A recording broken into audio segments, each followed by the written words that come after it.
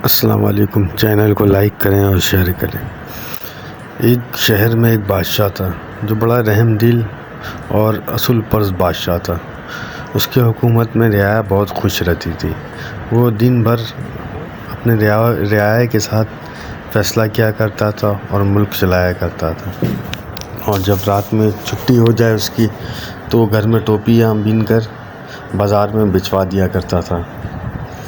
इसी तरह बादशाह का हुकूमत चल रहा होता है। बादशाह अपने ख़जाने से 1 रुपये भी नहीं लेता था, क्योंकि वो कहता था कि ये आवाम का हक़ है। इसी तरह बादशाह रियाया बहुत अच्छा हुकूमत चला रहा था। एक दिन ऐसा होता है कि बादशाह के पास एक खबर आती है कि भाई एक चोर है जो अचानक और अजीब तरीन चोरी करता है। बादशाह बड़ा परेशान हो जाता है। बादशाह भेस बदल के उस चोर को ढूंढा होता है, ढूंढने में मसरूफ़ होता है। वो चोर जो है 6 महीने में एक दफ़ा चोरी करता है। 6 महीना पूरा हो जाता है, वो चोर निकल जाता है चोरी की नीयत से बाहर। चोर नेक था, थोड़ा नफिल पढ़ता है, नमाज़ अदा करता है और सदका देता है और चोरी की नीयत से निकल जाता है। चलते चलते एक गांव में पहुंच जाता है। एक दफ़ पेड़ के नीचे बैठ जाता है और कहता है कि कुछ देर आराम कर लेते हैं। वो कुछ देर आराम करता है, देखता है एक बूढ़ा शख्स भी वहाँ पे आ जाता है। वो भी थका मारा। जैसे वो आता है उसकी आहट से चोर की आँख खुल जाती है। चोर कहता है आप कौन है? तो कहता है कि मैं मुसाफिर हूँ। तो चोर बोलता आप घबराएं नहीं, मैं चोर हूँ और मैं आपका कोई चीज़ चुराऊँगा नहीं। मुसाफिर बड़ा परेशान हो जाता है, ये कैसा इंसान है, ये खुद कह रहा है। खैर वो बोलता है चोर तो हूँ मैं, लेकिन कुछ ना कुछ तो आपसे लूँगा ही, लेकिन मांग के लूँगा। मुसाफिर कहता है कि मेरे पास तो कुछ नहीं है, सफ़र के लिए एक जोड़ा कपड़ा है और 2 रोटियाँ हैं। बोलता नहीं, कुछ ना कुछ तो आपको देना पड़ेगा। मुसाफिर बड़ा परेशान हो जाता है कि क्या दूँ इसको। कहता वो अपनी छड़ी दे दे। बोलता नहीं, ये मेरे काम की है, इससे मैं पूरा रास्ता सहारा के ज़रिए चलूँगा। तो नहीं, कुछ ना कुछ तो देना पड़ेगा। वो छड़ी ले लेता है। लेने के बाद छड़ी को तोड़ता है, अंदर से 5 हीरा मिलता है। वो कहता है देखिए मैं चोर हूँ लेकिन ईमानदार हूँ। वो उसको हीरा वापस कर देता है और बोलता है मैंने छड़ी का वादा किया है तो आपसे छड़ी ही लूँगा। वो छड़ी ले लेता है। लेने के बाद कहता है कि देखिए झूठ नहीं बोलिए, सच कहिएगा कि आप कहाँ जा रहे हैं। तो कहता है कि मैं बादशाह के महल में जा रहा हूँ, मेरा एक अजीज़ है, बीमार है, मैं उसको देखने जा रहा हूँ। बोलता अच्छा। बोलता बादशाह को आप मेरा पैगाम दे दीजिएगा कि आज उनके शहर में चोरी होगा। बूढ़ा वहाँ से निकलता है और अपने अजीज़ से मिलता है महल में जाकर और बोलता है कि बादशाह को पैगाम पहुँचा देना। पूरा वो माजरा बताता है। बादशाह को फिर ये पैगाम मिल जाता है। बादशाह बोलता ठीक है। बादशाह सारे पहरेदार को हटा देता है।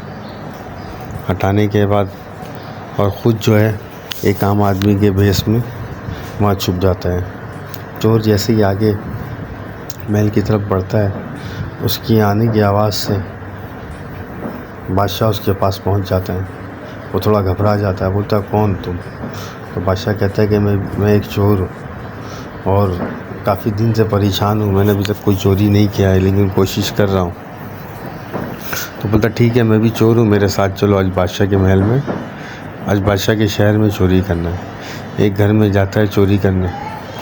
जैसे माल दौलत उठाता है, उस घर की जो ख़वातीन होती है वो नींद में बड़बड़ाती है कि भाई आज नहीं चोरी करो, कल करना। वो सामान रख के वापस आ जाता बाहर। बादशाह कहता है कि क्या हुआ, तुम बाहर आ गए? बोलता मैं चोरी करने तो गया था, लेकिन मेरे भी कुछ असूल हैं। जब मैं अंदर गया तो वो ख़वातीन कह रही थी कि भाई आज नहीं कल आना, तो इसलिए वो मेरी बहन हो गई। तो बोलता मेरे पास एक सोने की अंगूठी है, वो मैं गिफ्ट कर देता हूँ। वो जाके उसके सिनारे पे रख के आ जाता है। बोलता दूसरे घर में चोरी करेंगे। दूसरे घर में जाता है, सारा माल इकट्ठा कर लेता है। बाहर निकलने लगता है तो दिखता है काफ़ी बोरियां बंधी हुई होती हैं। बोलता इसमें है क्या? जब उसमें खोल के देखता है तो नमक होता है। वो नमक ज़बान पे रख लेता कि ये चीज़ है क्या। देखता है कि ये तो नमक है। सारा सामान वहीं रख देता, फिर बाहर आ जाता है। बादशाह कहता है ये क्या माजरा, फिर तुम खाली हाथ आ गए। बोलता मैं उस घर का नमक खा लिया इसलिए मैं चोरी नहीं करूँगा वहाँ से, ये मेरा असूल है। बोलता आप क्या करना। बोला महल में जाना है। महल में जाता है, देखता है बादशाह जितना सोना जेवरात होता है बादशाह का 4 पेटियाँ उठा लेता सोने की। सोने जेवरात को उठाने के बाद महल से बाहर लाता है और कहता है बादशाह को चोर के ये 2 तुम्हारा 2 मेरा। तो बादशाह कहता है कि मुझे नहीं चाहिए, 4 तुम रख लो। बोलता नहीं 2 तुम ले लो 2 मेरा, क्योंकि मैंने ज़बान दिया था तुमको। बोलता नहीं आप अपने शागिर्द की तरफ से गिफ्ट रख लो, ये आपका ही है 4। बोलता नहीं। इसी तरह दोनों में बहस हो रही होती। सुबह का सूरज निकलने वाला होता है और एक परिंदा आता ज़ोर से चीखने लगता है। बादशाह चोर जो होता है वो घबरा जाता है। घबराने के बाद बादशाह से कहता है कि मुझे सर आप माफ़ कर दें। तो बोलता है क्यों। तो बोलता नहीं मुझसे गलती हो गई, मैंने चोरी किया है, ये माल सब आपका है और आप बादशाह हैं। बादशाह बड़ा हैरान हो जाता है कि ये कैसे बचाना। तो बादशाह उससे पूछता है सब तो ठीक है, ये बताओ तुम कैसे बचाने मुझे। वो बोलता है कि मैं परिंदे की ज़बान समझता हूँ और अभी जो परिंदा आकर यहाँ पे शोर मचाया उसने यही कहा कि ये माल सारा इस बंदे का है, तो आपके और मेरे अलावा ये तो यहाँ कोई भी नहीं है, तो ये सारा माल आपका है, तो इसलिए मुझसे गलती हो गई। तो बादशाह खैर खुश होता है, बोलता तुम्हारे असूल से मैं बड़ा खुश हूँ, तुम चलो मेरे साथ महल में ले आकर बादशाह उसको अच्छे ओहदे पे फाइज कर देता है और वो चोर जो है अच्छी ज़िंदगी गुजारता है और चोरी करना छोड़ देता है।